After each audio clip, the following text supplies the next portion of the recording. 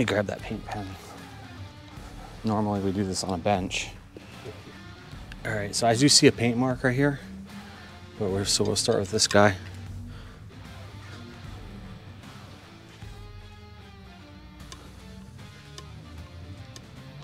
So he passes the test. Just put a... We're about to do the install. And so now after cutting the dust shield, cleaning it in the brake parts cleaner bin, blue Loctiting the bracket, and then paint marking inside the rotor on the rotor hat to make sure that if any of these move, we can see that in the future. All right, that's where we're at. Now we're putting this on here, and then also too, something that Alex noted is when we put the brake line on, you'd attach, there's 3 different bolts for the brake line, right? There's two brake line bolts. Okay. The one that's closest to the bracket you have to leave loose until you get the caliper on.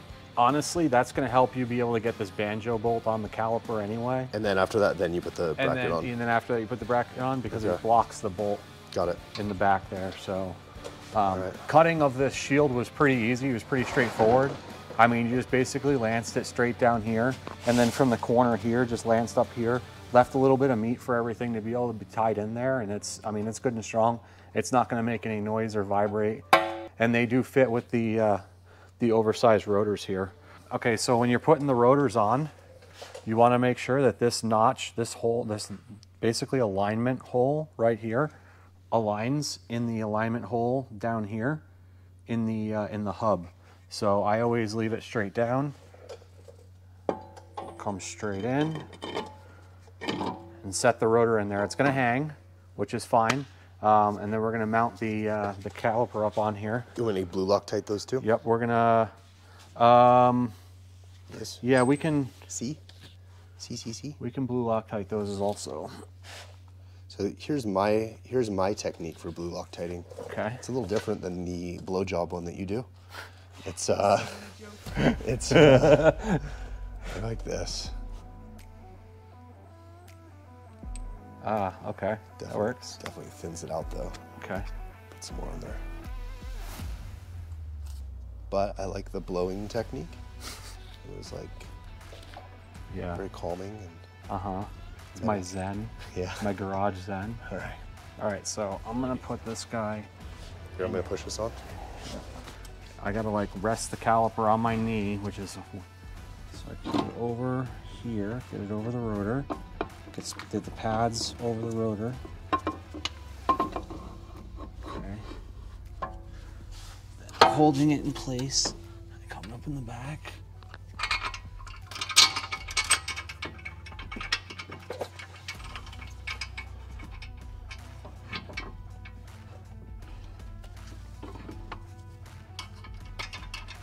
Got the other one?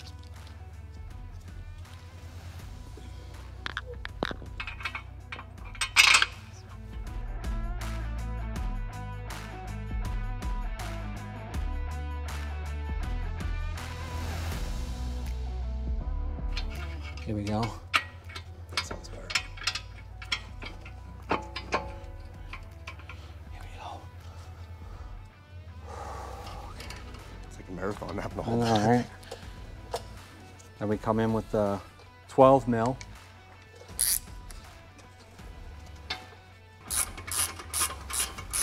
That caliper line's gonna be a real fun deal to get on. Why is that? You've got to kind of put the caliper banjo on before you put the caliper on, because I can't get to it. The bracket's going to be, I might be able to get a wrench on it. Where's that banjo nut? So then what's the consensus? You have to connect the line before you put it on? Yeah, you got to feed it through the bracket, connect it before you put it on. It appears you have to connect the brake line fitting before mounting the caliper, comma. That's going to be an important point to put in your instructions. At this point, you will need a friend or something to hold this caliper up for you. Want me to hold it? Am I that friend? Yeah.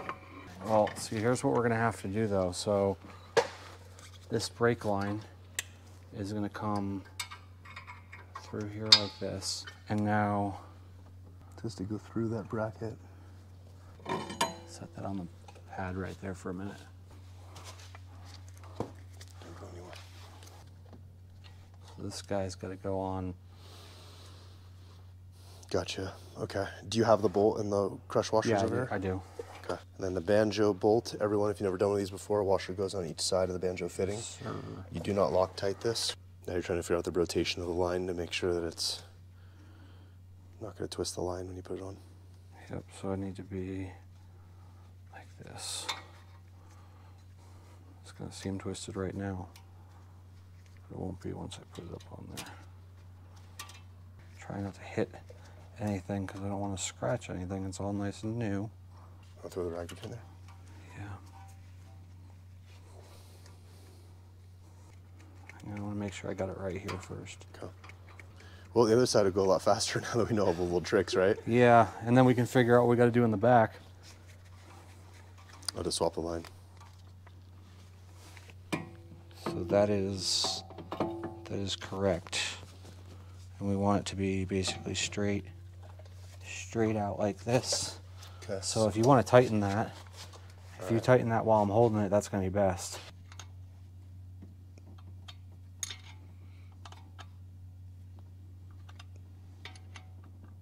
Good. Nice. Okay, nice and straight. All right. Now we put that rotor back on. Remember, for the keyway.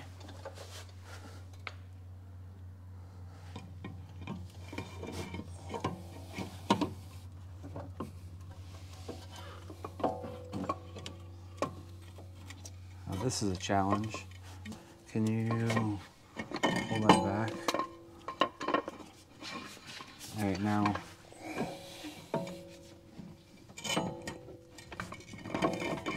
Whoa. Wow. Like a glove. I mean, it does fit like a glove, but you're gonna need two people to do this. I mean, I don't think you're doing this in one hand. You got your bolts? Yeah. It's biting. I think so.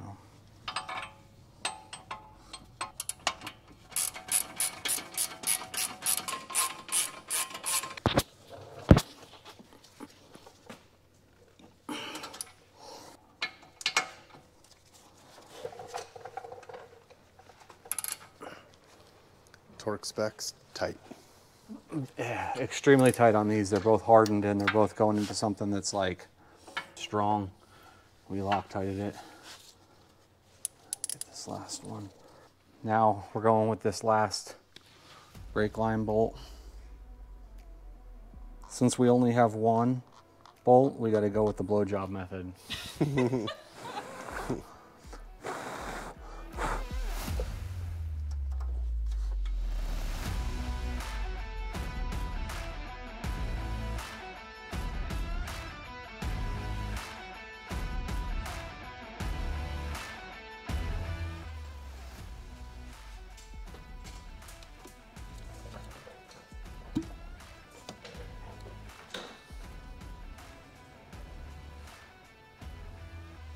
Okay, getting the dust shield back on here. Got Loctite on these bolts. Done it so many times that I can tell you I have a 10mm wrench in my hand. The real star. Stop, he's gonna have to edit all that out. You're the worst. Wizard's gonna have the most fans out of all this. Wizard fans. All right, we're now swapping out the rear lines. I'm just loosening this right now. It's starting to leak some fluid. Put my trusty cup there, try not to make too much of a mess.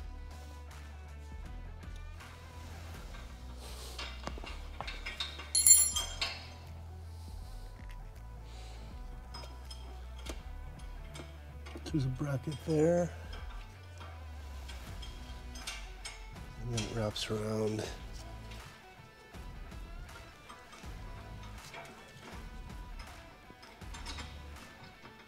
Okay.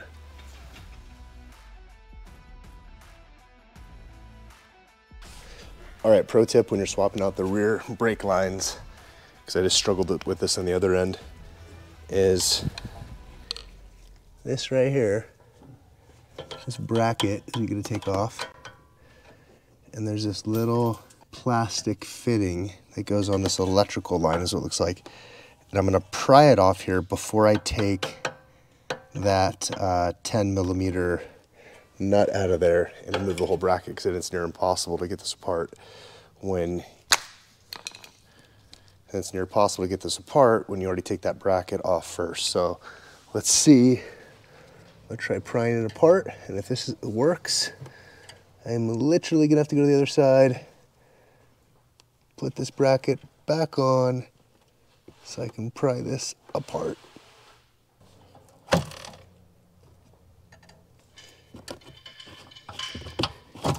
Yep, that's how you do it. You got it? Yeah. I pried it apart by keeping the bracket in and then prying that little plastic piece off while the bracket is still fastened to the lower control arm. And you're going to loosen this banjo fitting right here. Then you're gonna put a cup under here to catch all the fluid. Then, once you get most of the fluid out here leaked out, then I would disconnect this, pop this line out, brake lines off. Okay, so that's the process. All right, front brakes are installed, rear brake lines are installed, the braided ones. And now we're going to bleed the brakes. We have this Motul, is that how you say it, Motul? Motul 660, yep. Motul 660. Yep. He just sucked the rest of the existing brake fluid out of the reservoir. And now we're gonna throw some of this in. I'm gonna get in the car, start pumping the brakes. And we're gonna go through this process. When you bleed the brakes, you wanna go to the caliper that's furthest away from the master cylinder. And that's the one that we're gonna let some of the air out first. I'm probably gonna have to go around this 2 to 3 times to get all the air. But I'm really good at not wasting fluid, so. Cool. Is there any downside to using this? Downside to using the fluid? Yeah, just expensive. Well, so this stuff has a tendency to absorb water really badly. So you just want to make sure that you flush it out every 6 to 12 months. Because if you get water in your brake fluid, then... Every 6 to 12 months? Yeah. So normal brake fluid, you do that every few years? I would do brake fluid every 12 months. Oh, really? You're supposed to do brake fluid every 12 months. Really? Yeah. Okay. So every 12 months, I should bleed the brakes, flush the stuff out. Yeah. And then on a race day. In between sessions, you're bleeding in between sessions. Really? Yeah. And because the fluid that's at the caliper is boiled. I mean. Okay. And that degrades the fluid then when it runs super hot. Well, yeah. I mean, it breaks down and then it just doesn't handle the heat as well. Okay. It has a tendency to boil, and once it boils, that's when you're inducing.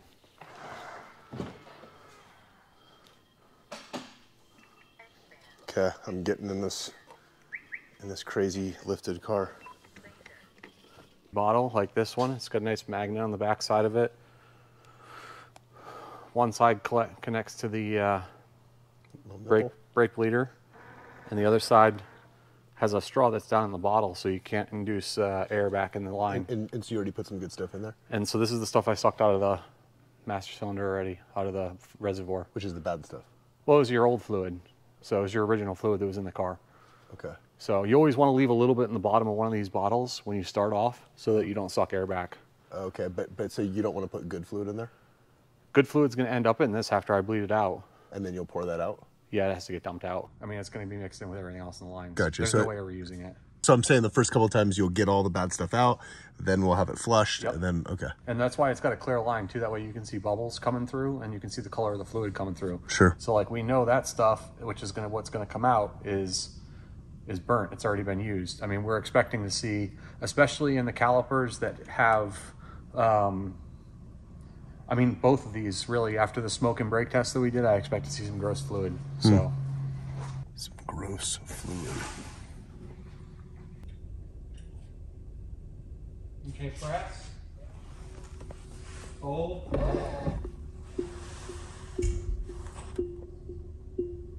Tell me when it goes to the floor. It's on the floor. All right, leave it there. Up. Down. Floor. I'm on the floor. Okay. Up. Down. Okay, press. Hold.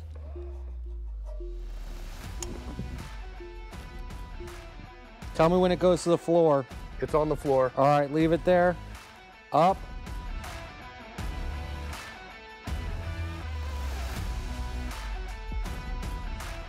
When you're bleeding these calipers up front, because there's two bleeders, you want to start with the outboard most bleeder first.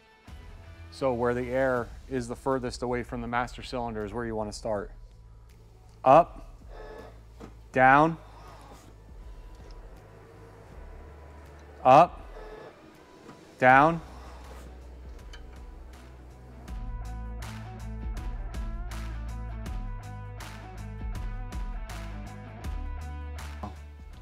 Bleed, throw the wheels back on, and Yep. done. That's the plan.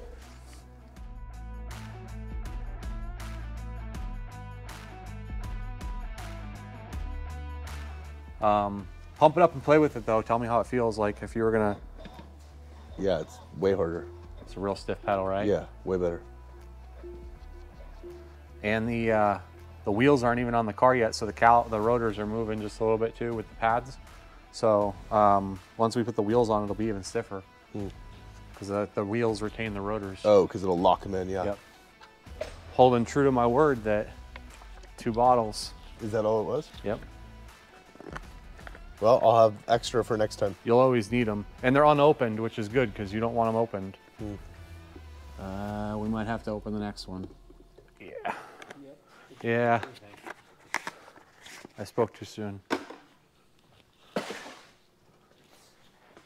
All right, we're doing a third bleeding of the brakes now, starting passenger rear, working the way around again. Pedal feel, someone else on the forum said it was 40% firmer than stock. I think it's even more than that. I think the stock pedal felt pathetic, and this one feels solid. I would say it's night and day difference so far, and we don't have the wheels on yet, which the wheels is what, you know, clamps the rotors and holds them tight. So wheels off, just from going through the brake bleeding process, the brake pedal feels amazingly better than stock. So I'm excited to see what this does when we go do the bedding process on the street, and then what it feels like with some normal everyday driving and some hard braking. We will definitely be doing some testing soon. It's nighttime right now, so we're not doing any testing now, but in the next couple days we'll go out and we'll do some tests and give some feedback as far as stopping times, as far as, you know, 100 to 30, and we'll try to extrapolate stopping distance on that as well. All right, down, up, down.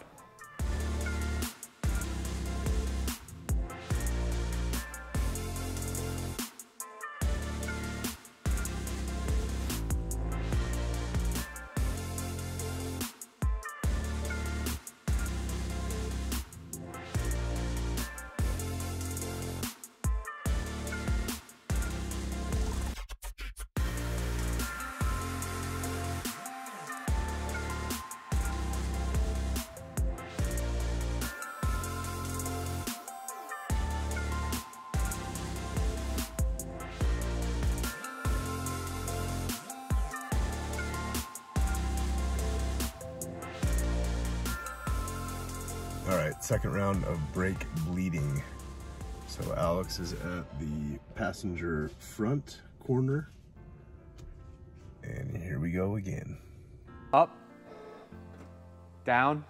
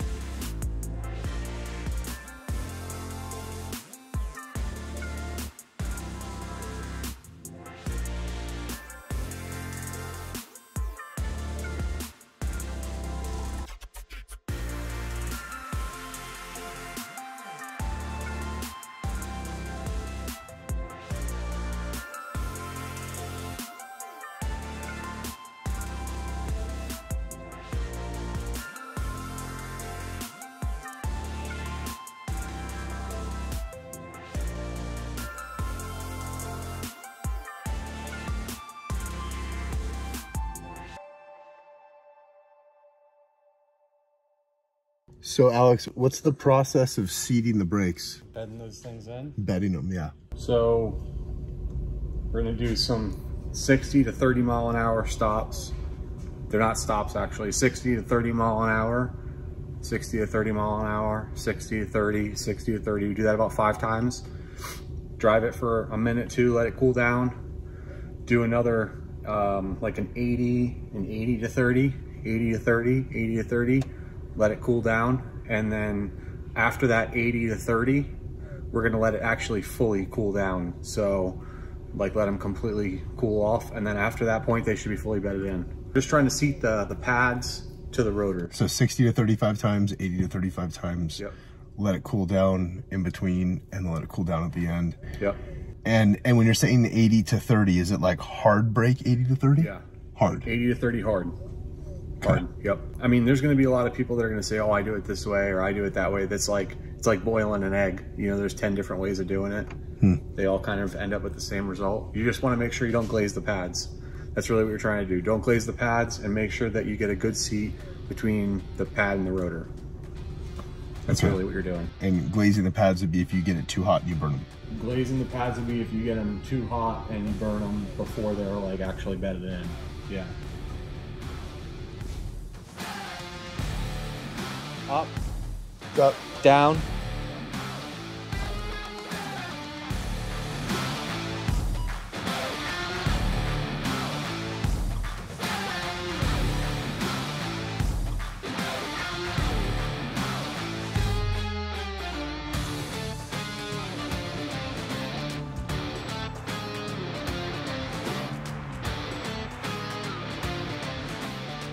All right, we're wrapping it up. Everything's been bled 3 times round robin. And we're topping off, filling up. Let's see, how full is this supposed to go? What's the appropriate amount? There's a fill line in there. And I'm just gonna take it right to that fill line. Okay, cool. I'm gonna throw my signature wheels back on. Look at these beauties. I'll let you capture this moment of glory with me. So let's set this up here. Let's see what this looks like.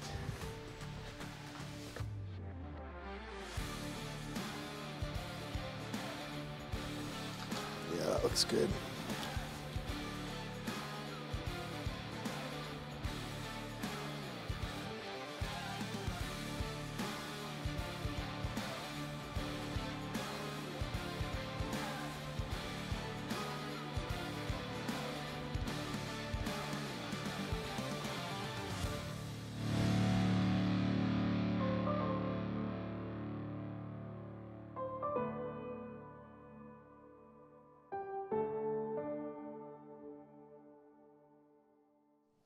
Okay, it's off the ground here now.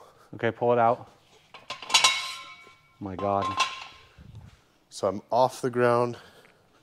Is that all we got? Is that one? And Yeah, I just gotta release it. so we're basically like Yeah. opposites. Okay, so I'm gonna lower mine a little bit. Okay.